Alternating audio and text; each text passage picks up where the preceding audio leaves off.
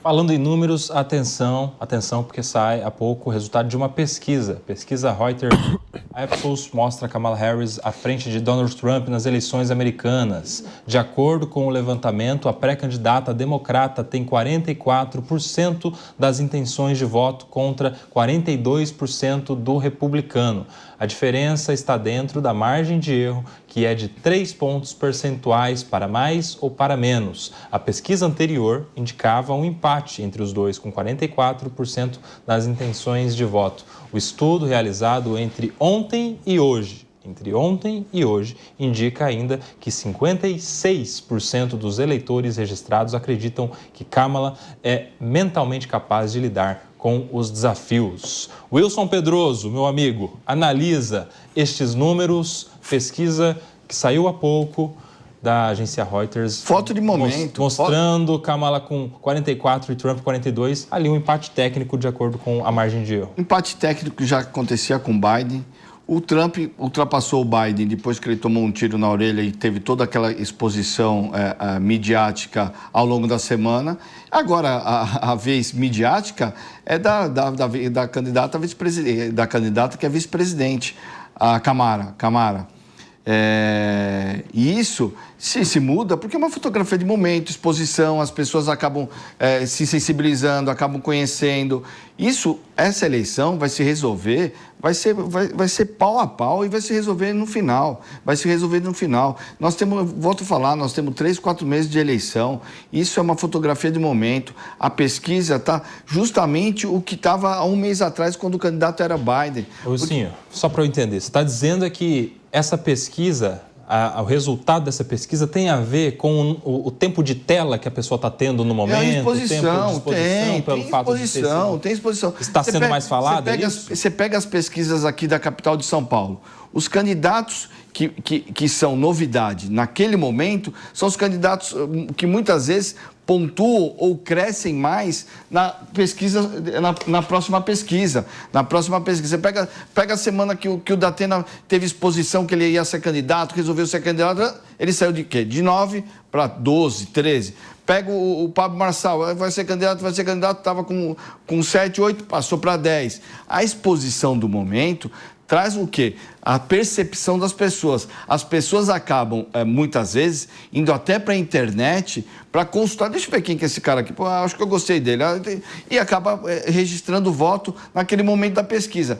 Mas na eleição, isso pode mudar. Ou amplia ou diminui. E quanto tempo você acha, então, tem que esperar depois da exposição para termos uma estabilidade e uma pesquisa mais assertiva? Fala aí, Wilson Pedroso. Eu acho que ela vai ter muita exposição ainda, porque essa questão do vice ainda vai trazer muita exposição para ela. Essa questão do mercado financeiro colocando muito investimento vai trazer muita exposição para ela. Tanto é que o desespero do Trump era isso. Ele estava nadando de braçada. Ele era exposição.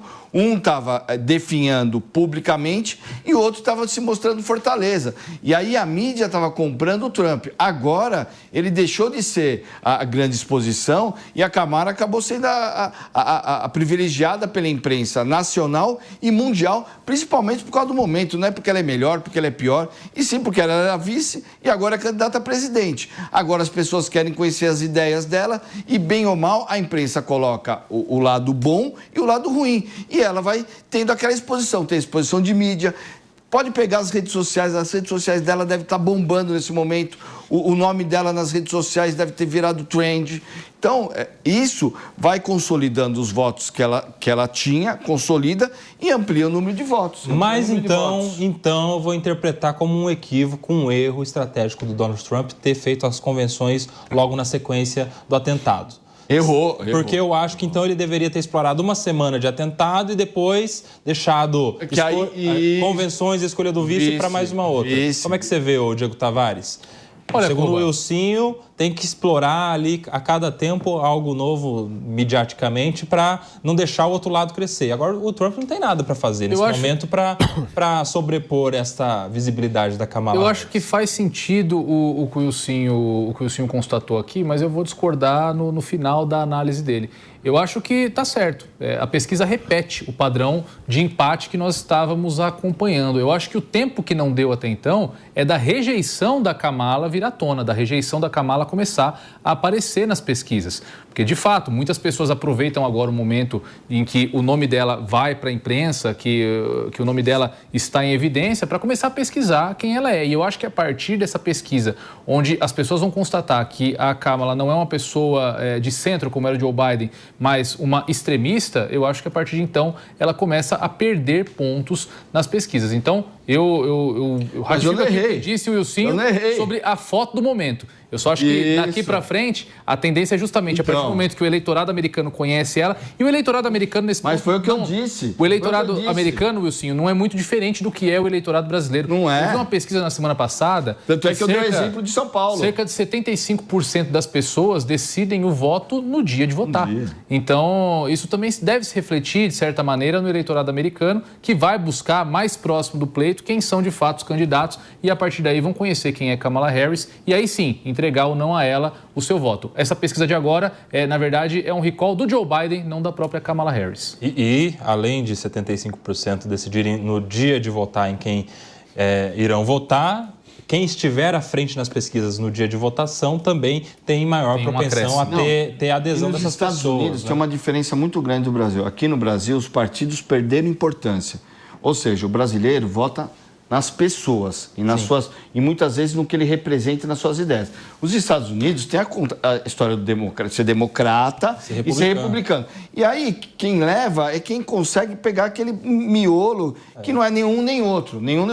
Mas ser democrata e republicano já é algo muito forte. Sim.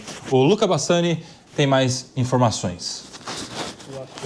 Então, Cuba, eu queria só fazer um adendo, é que essa pesquisa ela mostra o voto popular, e o voto popular nos Estados Unidos não significa nada. No Brasil, o presidente que tiver 50% dos votos mais um voto, ele é eleito e, portanto, as pesquisas têm uma importância muito maior. No caso dos Estados Unidos, o sistema do colégio eleitoral, o que vale é a eleição em cada um dos estados, porque em muitos deles, o candidato que tiver mais de 50% lá, leva todos os delegados daquele respectivo estado. Então, as pesquisas que interessam são do Arizona, de Nevada, de Pensilvânia, Wisconsin, Michigan e Geórgia, os 6 estados pêndulo.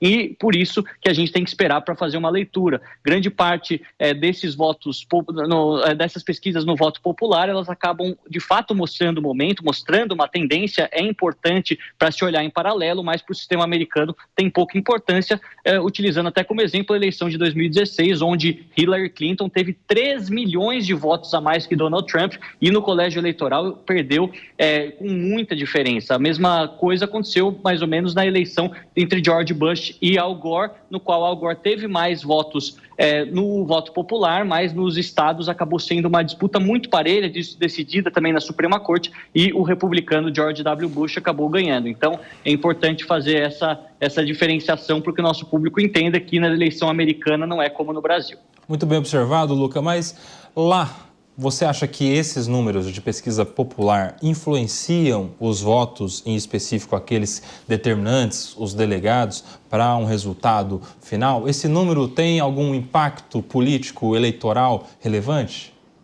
Não tem, eu acredito que o que tem impacto é o número dentro do estado. Eles realizam não só pesquisas a nível eleitoral, considerando os 50 estados americanos, mas aí eles vão no estado da Pensilvânia e perguntam e aí divulgam essa pesquisa. Eu acredito que os eleitores da Pensilvânia se influenciam pela pesquisa do seu estado, porque nós sabemos que em muitos outros estados as pesquisas elas dão uma diferença muito grande. Você vai na Califórnia, os democratas ganham com mais de 25% de vantagem em relação aos republicanos. Se você for ao Texas ou for no Kentucky, Arkansas, esses estados mais conservadores do centro americano, os republicanos ganham com 30%, 40% de vantagem em relação aos democratas. Então, isso acaba sendo decidido em lugares específicos e as populações são levadas pelas pesquisas do seu próprio estado, mais do que em relação à pesquisa nacional. Sobre o que falou o Luca Bassani, que era a sua avaliação, a sua opinião, meu querido Emerson Tawil. Verdade, O prognóstico que foi colocado é muito subjetivo, porque depende muito da região que foi feita a pesquisa. Por exemplo, se foi feito por imigrantes, é muito subjetivo, não dá para você. A fotografia do dia. Por exemplo, se tivesse um debate e quem foi melhor, muito provavelmente a pesquisa feita após essa data teria tido um percentual muito maior. E assim, não é diferente aqui no Brasil também. Então, é um prognóstico que é o dia da eleição que vai definir quem será realmente presidente da República nos Estados Unidos, e as pesquisas auxiliam de certa forma, mas também acabam induzindo, e ela não retrata a verdade global dos eleitores dos Estados Unidos.